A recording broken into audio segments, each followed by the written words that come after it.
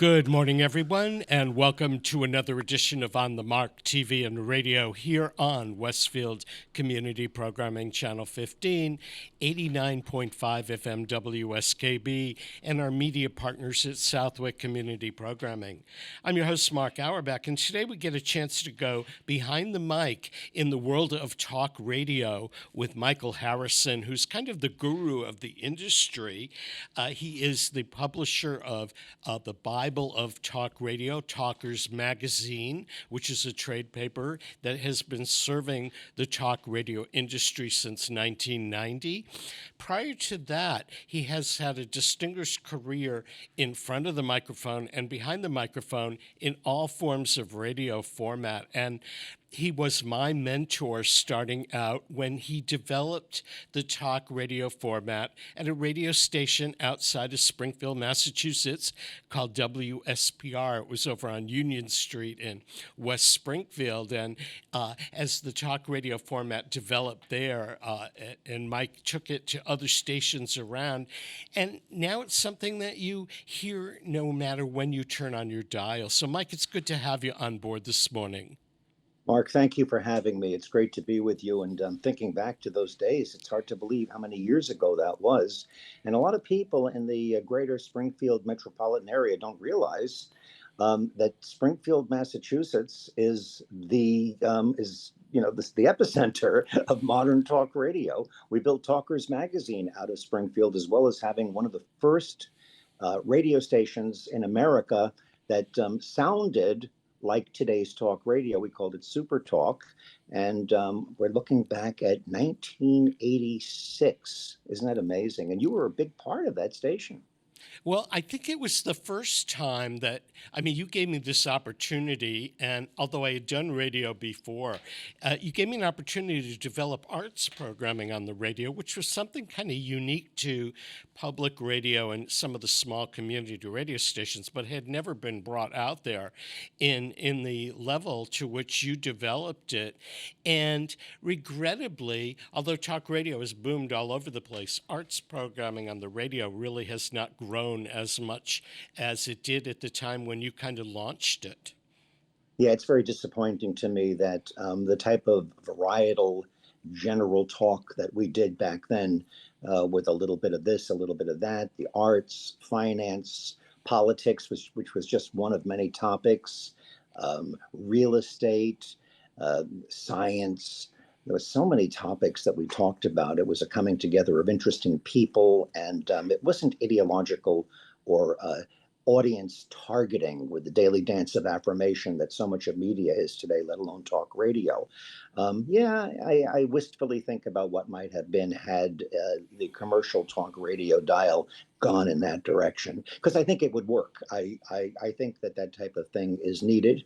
And it's hard to program it, because everything is so fragmented today. So it's much easier to go after what I call low-hanging fruit and just target people that have a certain interest or a certain belief and do it 24/7. But I think that if you put your mind to it and you really understand a community, a lot of the things that are now missing from not just talk radio, but all radio, could reinvigorate the medium.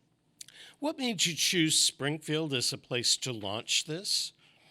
That happened. That was happenstance. I never imagined that I would wind up owning a radio station in Springfield, and then after having sold it, staying in the Springfield area because I liked it so much. I'm originally from New York. I began my career on Long Island in radio, where I lived as a kid and went to college. My early career was in New York City radio, and then I moved out to California, and I had the bulk of my career at that point was in San Diego, and then, of course, where I reached a certain level of success was Los Angeles. Decided to get in on what I saw would be the talk radio boom of the 90s. And my partner, another LA broadcaster, Al Herskovitz, late Al Herskovitz, a wonderful man, he and I decided that we would purchase or acquire, I guess the term is acquire, a talk station somewhere in America, get it at a good deal, because FM music radio was really beating the hell out of AM radio in general, certainly AM music radio. but we thought talk would work very well on AM. So we were looking around the country for a standalone, that means a station without an FM, a standalone AM radio station that had seen better days in a really nice middle-sized market, as we call it in the business. I hate that term, but in radio we call it a market. And we searched for over a year, and suddenly WSPR AM 1270 popped up as being available. And we went to Springfield. I had never been to Springfield. I had been to Boston many times. Uh, I've been there many times over the years, but I'd never been out west of Worcester. And Springfield, that sounds interesting. And we went and we saw the station, and it fit all of our criteria, as did the community. And we bought the station. I planned to stay there for about maybe 3-4 months and then go back to LA and launch the thing. I, of course, did the morning show, but I became so entrenched in it that I sent for my family, and we wound up living in the area. And then 2.5 years later, upon selling the station, I could have gone anywhere. Could have gone back to LA, could have gone back to New York. I chose to stay, and I have been here ever since. And it's odd because at that time, WSBR was the first talk radio around, and now I'm not sure that it even exists anymore on the dial. But talk radio is all over the radio map. Did you expect that as the talk radio industry developed, that it would develop as it has? I mean, it's become very political. It leans primarily to the right, or is that the only talk radio that we get in our neighborhood? Are there other kinds of programming? How did it develop and grow the way it did? Well, there's a lot of talk radio. I mean, first of all, public radio is radio, and public radio is primarily at this point talk. And public radio is very successful, huge audiences, tremendous impact.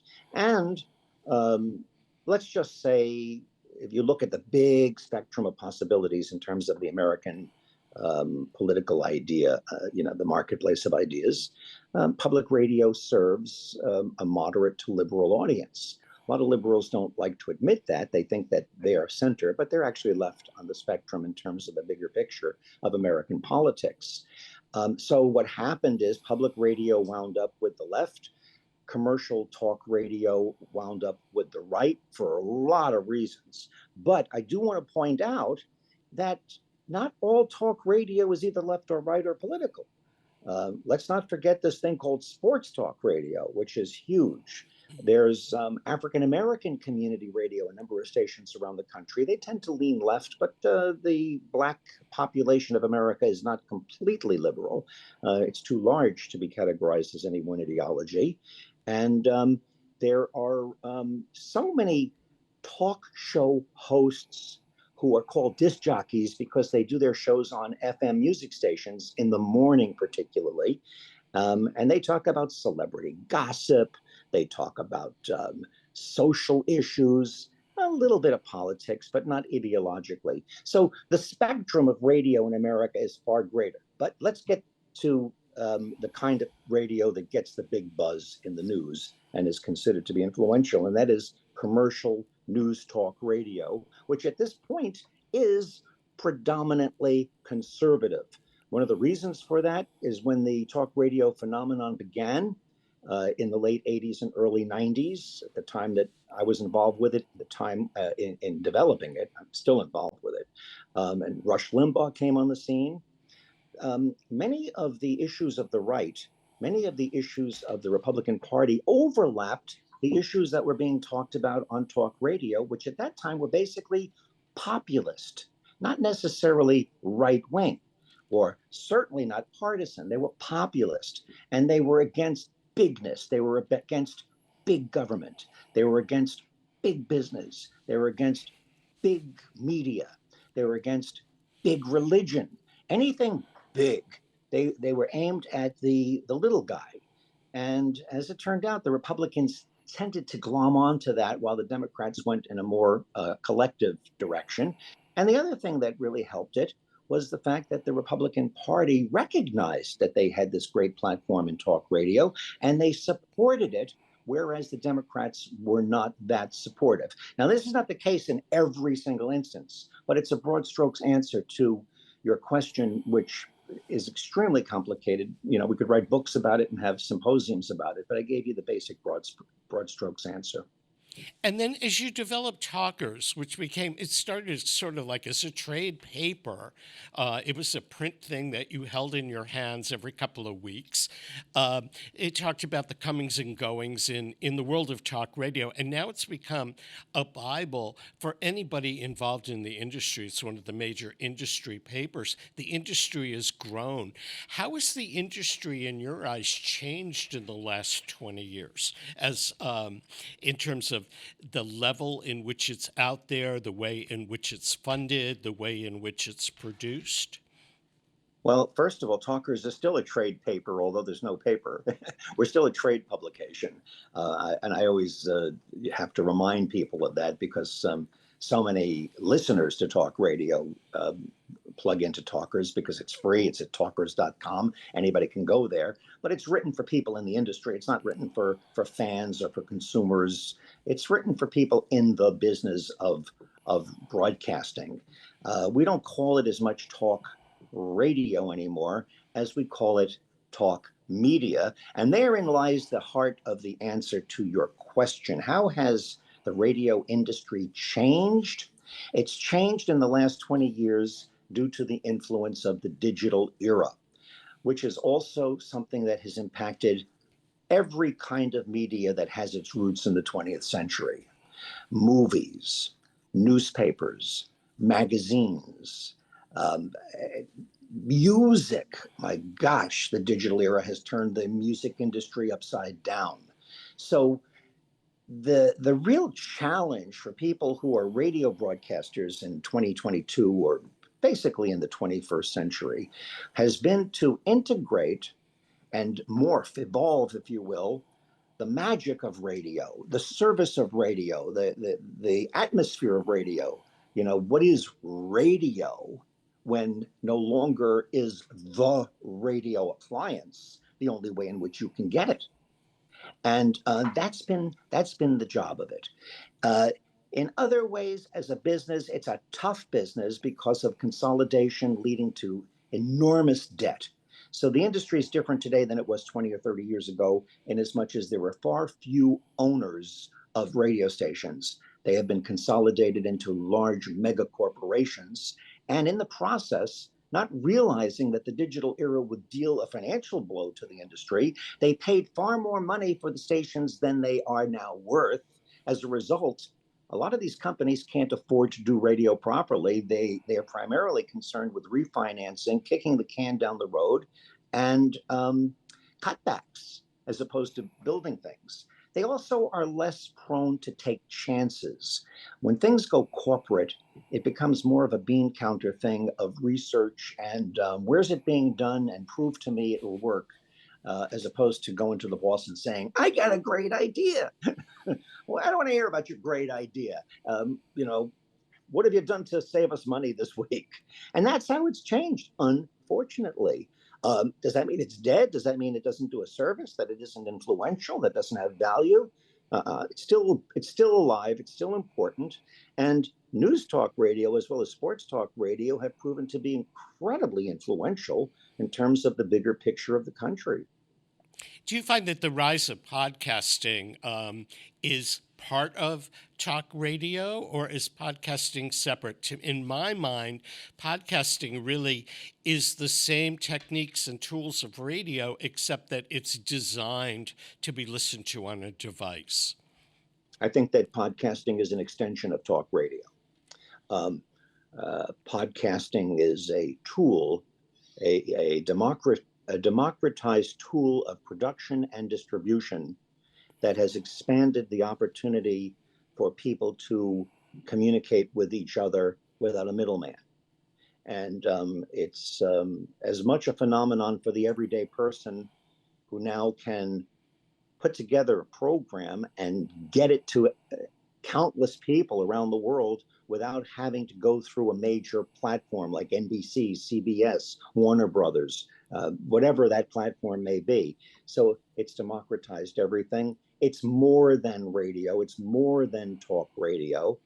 There's so many different kinds of podcasts. Some of them are great, and some of them are really awful.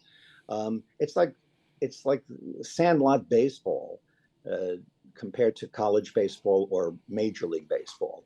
Radio has to remain Major League Baseball and use podcasting as a tool to expand its programming and its distribution. That's basically the relationship.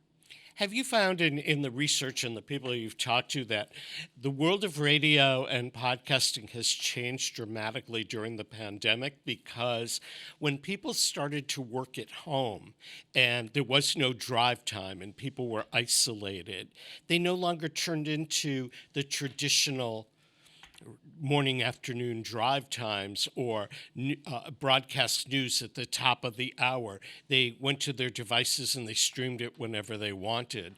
Has that had an influence and changed the way that we all utilize our radio now? Tremendously. Your questions are very astute. The pandemic really jolted the paradigm of morning drive and afternoon drive being the key times of radio listenership.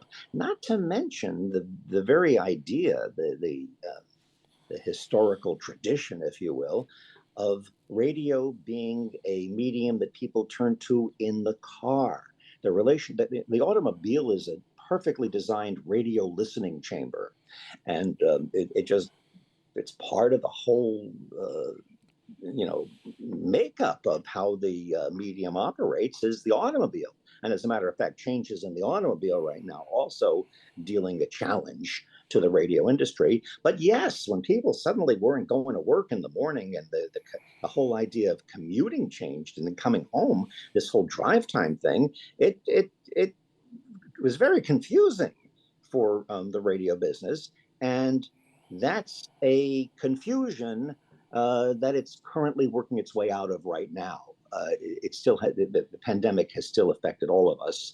And the pandemic has affected communications in general on a level that's remarkable.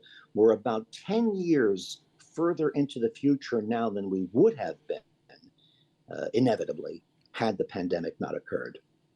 Being part of the industry, I realized that my radio listening and television watching habits have changed as a result of the pandemic. Working at home, I can stream radio or television from around the world off of my laptop while I'm working. I found a show tune music station that was a public station in Boston that I certainly couldn't listen to in the car or catch on my home radio, but I can stream it on my laptop whenever I want. And it's continuous music programming, but there are other programs that are out there that I might want to watch or listen to, not at the times they're initially broadcast because of my schedule, but having a tablet or a computer that can stream this stuff, I can create my own schedule of viewing and listening that I couldn't do before. And the pandemic taught me that I don't need a car radio. I just need a device. I can be in any room in the house. We have radios, but I don't think I've turned them on other than my alarm clock radio that goes off. So it's opened a lot of doors for me and a lot of flexibility in my listening. Has your world changed post-pandemic? Of course, everybody's world has changed. You're not the only one. You Yeah. talk about it. You're the only one. What you're describing in your life is what everybody's going through from one degree to another. Of course, you did say something about you can do it on your laptop. You can turn your car radio into a worldwide listening device just by simply having Bluetooth on your smartphone and then having it plug into the dashboard device that has Bluetooth in it. So everybody could listen to anything while driving in the car and at home. Uh, it's remarkable And as I said, the utilization of these things has been enhanced and amplified, I guess, by the pandemic. But it was coming anyway because the technology is there. Telecommuting, telemedicine. Look at what we're doing right now. Exactly, I'm exactly. testing. I mean, I'm not the greatest thing to look at. It's not the greatest set, but on my phone, on my smartphone, sitting here at my desk, I'm doing a broadcast. 30 years ago, they'd have to have a truck outside. We'd have to have a special telephone line, and it would have been technologically uncomfortable and economically unfeasible for us to do this. And yet, I remember one day when I wanted you to meet one of my best friends who was in publishing, and we met for coffee. I think it was in Starbucks. And you whipped out your phone and taped a little segment with him. It was actually, he's a well known face around here, Patrick Barry.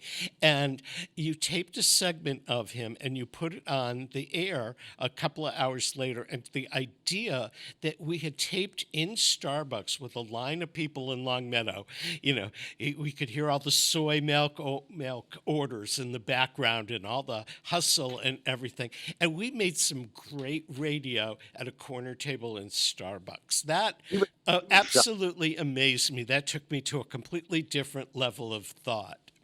he was shocked. We were having this great conversation. I said, "Hey, I'd love to interview you." He said, "Okay, we can work it out." I said, "How about right now?" We go, "Now?" I said, "Yeah." They pulled out my smartphone. This was a number of years ago, wasn't it? So it was on the cusp. It was quite pre-pandemic.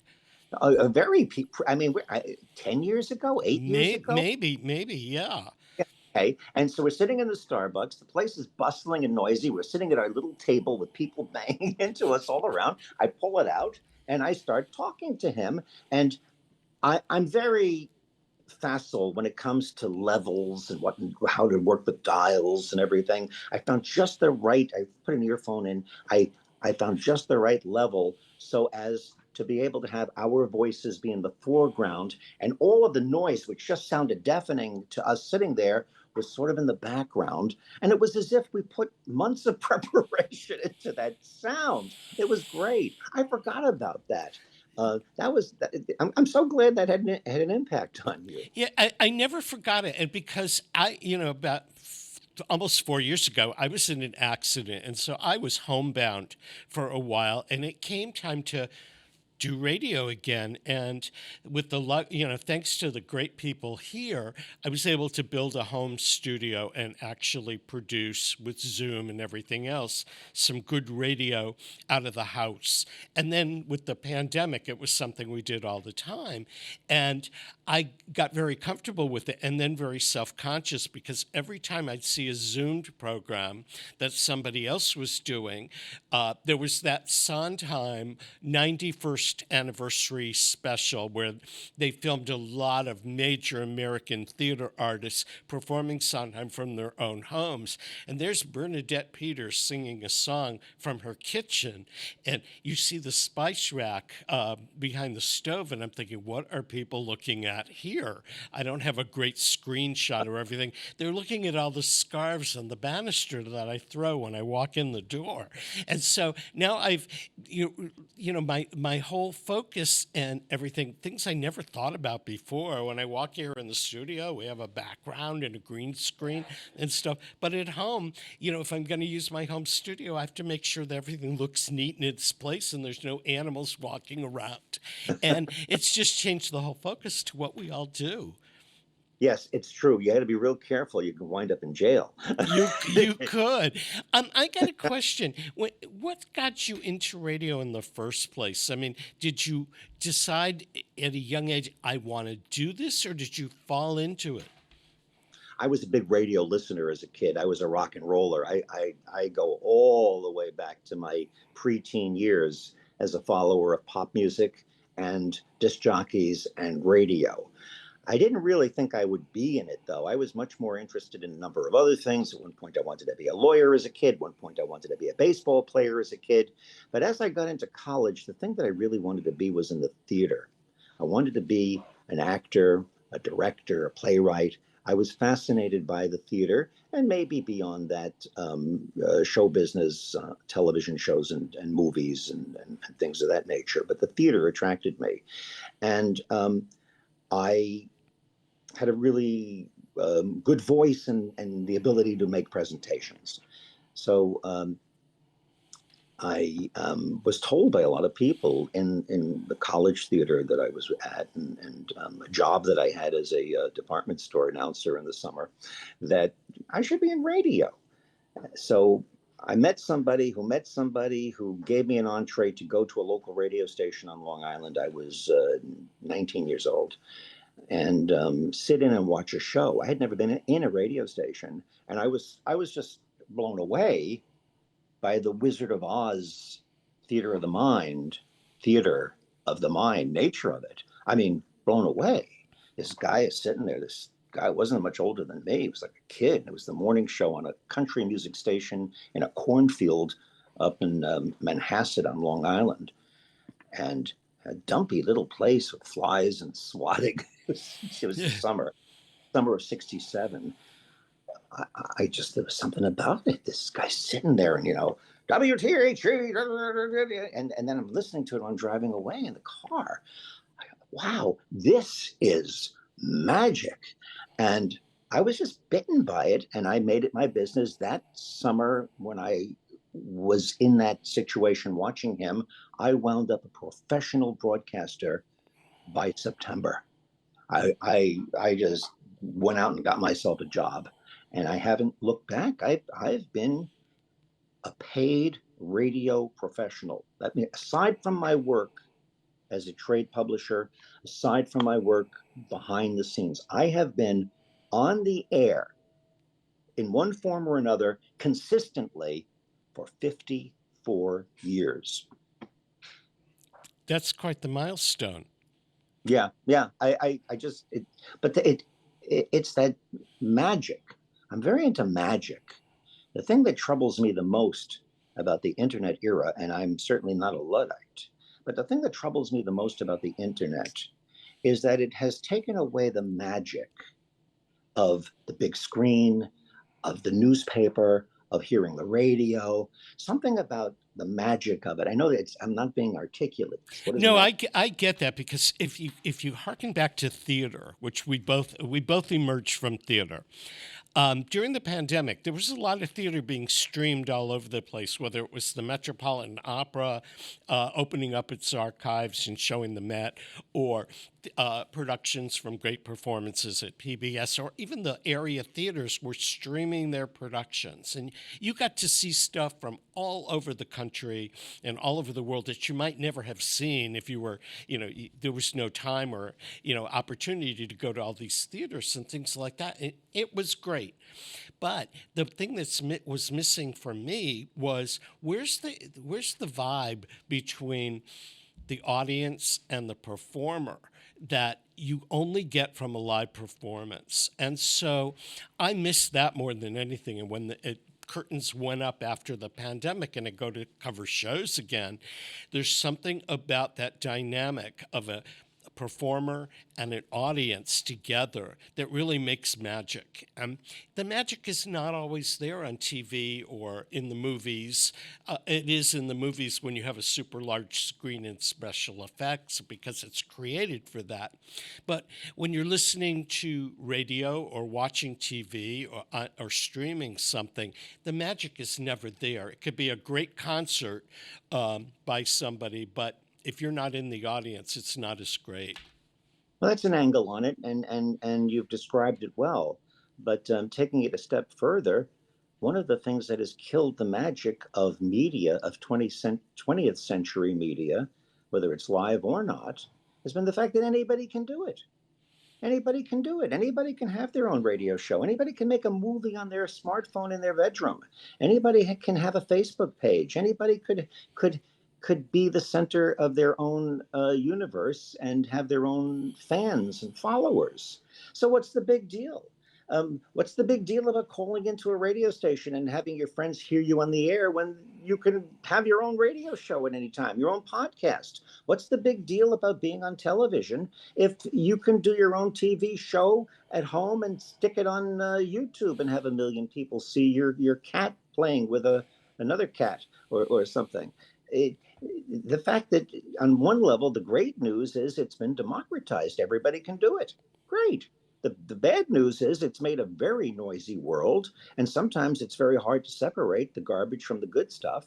And as I said before, having your picture on the front page of a newspaper, which at one time was, oh my gosh, and you go and you buy 25 copies and send them to your relatives. Now everybody's picture is on the front page of a newspaper, figuratively. So that's changed the nature of what I meant by magic. But I certainly wouldn't suggest going back to that because it's a more democratized world.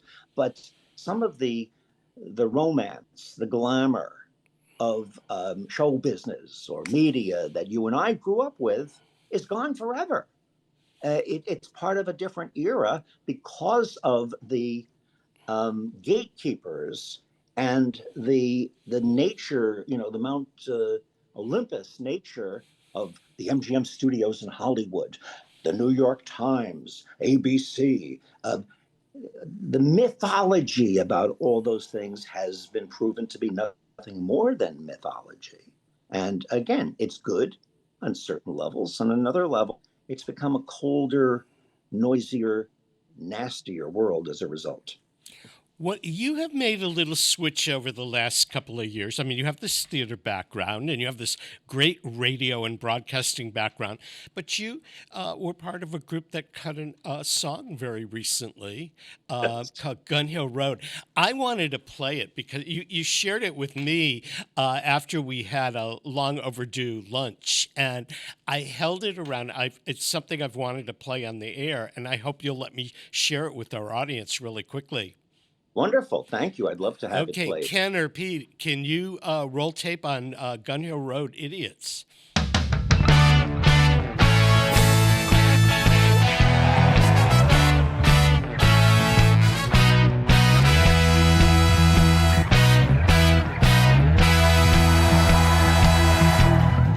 Thinking's on a holiday for many folks every day.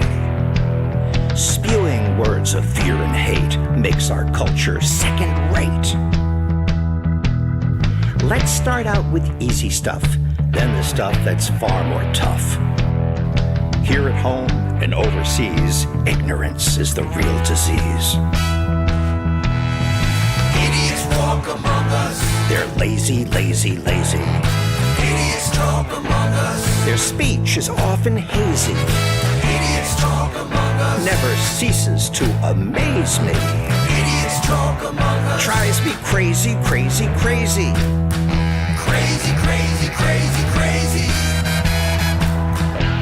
They cherry pick and reaffirm half-baked dumb ideas. Agree with almost anything that feeds their hate and fears. Always blaming others for their own damn lack of vision. They buy the crap that sold them from the merchants of division.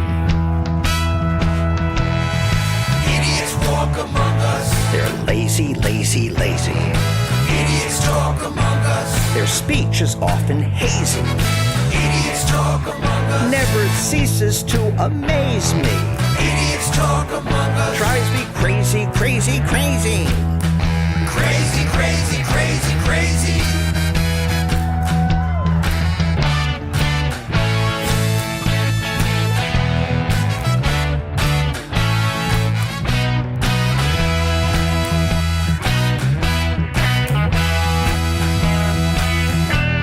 A fool will always be a fool, left, right, blue, or red. It pays to have an open mind, but not an empty head. Life is full of mysteries, don't mean to sound aloof, but knuckleheads seek victory at the expense of truth. Idiots walk among us. They're lazy, lazy, lazy. Idiots Idiots talk among us. Their speech is often hazy, Idiots talk among us. never ceases to amaze me. Idiots talk among us. Drives me crazy, crazy, crazy. Crazy, crazy, crazy, crazy. Idiots walk among us. They're lazy, lazy, lazy. Idiots talk among us. Their speech is often hazy, Idiots talk among us. never ceases to amaze me. Idiots talk among us. Drives me crazy, crazy, crazy. Crazy, crazy, crazy, crazy. Crazy, crazy, crazy, crazy. Crazy, crazy, crazy, crazy. Idiots. Idiots. The truth is not a mystery if only you know history. Crazy, crazy, crazy, crazy. Crazy, crazy, crazy, crazy.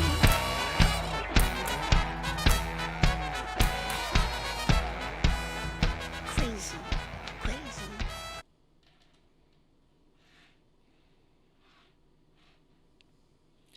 And there we have it.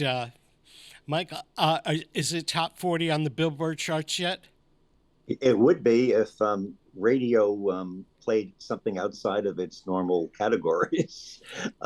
It's a hit on talk radio, and we have almost 68,000 views at this moment. It'll probably be more by the time this airs on YouTube. So it's kind of an internet hit. It speaks for itself, doesn't it? It certainly does. It certainly. Do you have plans to record more stuff? Oh, we have. I've been a member of Gun Hill Road now for a couple of years. We had another internet hit last year called "I Know You're Real," which is about animal welfare, which is one of my favorite topics. Gun Hill Road has been around since the '60s. I used to play them as one of my favorite bands back in New York when I was on WNEW-FM in the early '70s. So it's kind of remarkable that a band that I used to play on the radio, they were very, very big in album rock radio, very well known at that time. They had a huge top 40 hit that's still known today called "Back When My Hair Was Short" in 1973. And I've known the guys over the years. Obviously, that's not their full-time job. They're older men, as I am. But we record an album a year. We're now working on the fifth album. I have other songs on it. I write the songs with them, and one of the lead vocalists. So yeah, it's one of the things that I do now. I have no great fantasy about it being the next Rolling Stones, but hey, for an old guy, it's like being on a bowling team. it's a lot of fun. So, do you ever see yourself parlaying this into doing a live performance, or are you really meant for studio music? Well, obviously, studio music is a lot easier than live performance. The only way you can make money in the music business anymore, if actually we were to have a following, is through live performances. There's no money selling records anymore because everybody gets them for free. You just go to YouTube and steal them. So, and then you send it to all your friends. So just like in the book publishing world, you got to have other things going to make any money. Not that money is my motivator. Yes, we will eventually, if all goes well and we're all healthy enough, we will do a live performance or two within the next 6 months to a year of some of our songs. We have enough of a following around the world to be able to do something, maybe in New York at one of the clubs. Have a crowd of 100 people or so. But it's something we're talking about, but not something we've officially begun work on yet. So you've got all these different irons in the fire between your work with talkers and you're on the air doing all sorts of stuff, plus Gun Hill Road and everything. What do you do to break free and relax? Do you have something that you do that's totally non-broadcast oriented?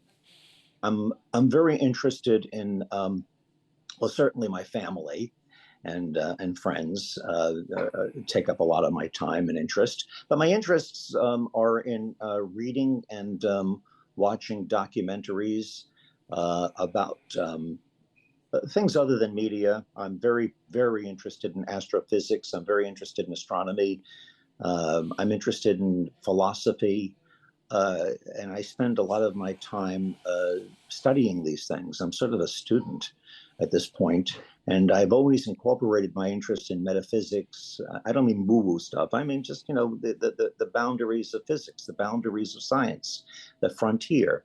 The James Webb Space Telescope is fascinating to me right now as we're looking further into the universe. These are subjects that have always interested me, and I'm interested in the arts, and I follow your work. I'm interested in what's going on in terms of theater and the arts, and that's what I do. And I follow your work as well. I mean, one of the things I tell people is, as you know, this studio is at Westfield Technical Academy. We have students in and out of here all the time learning the basics of TV and great studios set up for young students. And I do a lot of mentoring, and you were my mentor to get me into a different realm of radio than I had done prior and things like that. But you continue to mentor. That's something major in your world.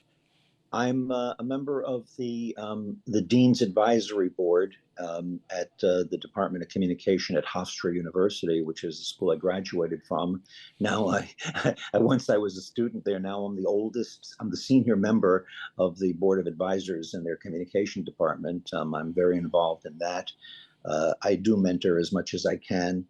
I put on an annual convention in the talk media world. It's the #1 convention now, 25 years in a row in the national industry. I do that, and but teaching and mentoring is something that everybody should do. And I've always been involved in that to one degree or another. Well, Michael Harrison, we're out of time, but I want to thank you for joining us today. If people want to learn more about Talkers, where do they find it? They can find Talkers at talkers.com. If they'd like to see the video that you just played, it's at idiotsvideo.com. Okay, you can catch that on YouTube. Yeah. Terrific. Michael Harrison, thanks for being here. We're going to end today's program with Regina Spektor's Song Talk Radio. Peter Coles and Ken Stomsky have been our engineers on today's program. We'll catch you next week with another edition of On the Mark.